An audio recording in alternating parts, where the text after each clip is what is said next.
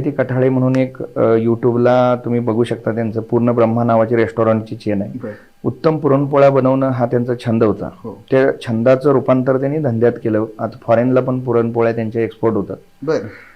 किंवा खूप सारे जण, म्हणजे त्यांचा आता सचिन तेंडुलकर यांचा क्रिकेट खेळणं हा छंद आहे. छंद आहे. क्रिकेटमधनं त्यांना जी पॉप्युलॅरिटी मिळाली तर त्याचं रूपांतर त्यांनी धंद्यात, Profession उद्योगात, मध्ये व्यवसायात, म्हणजे त्यांना क्रिकेटमधनं 10 कोटी मिळाले तर त्यांना जाहिरातीतनं 25 कोटी मिळतात. अगदी.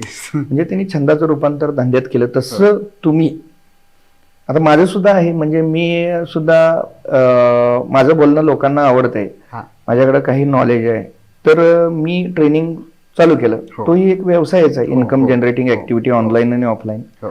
मग तुमच्याकडे कोणतं स्किल आहे हे तुम्ही आयडेंटिफाय करायला पाहिजे बर. आणि त्याचं रूपांतर उद्योगात केलं पाहिजे, व्यवसायात केलं पाहिजे. आणि फेल्युअर येतंय त्याची कारणं शोधली पाहिजेत. हा. फेल्युअर येते म्हणजे एकतर प्रयत्न कमी पडतात हो. किंवा ते चुकीच्या दिशेनं होतात. हो. म्हणून ते परत चांगलं उत्तम मार्गदर्शन घेऊन प्रयत्नांचीच कास धरली पाहिजे. बरोबर.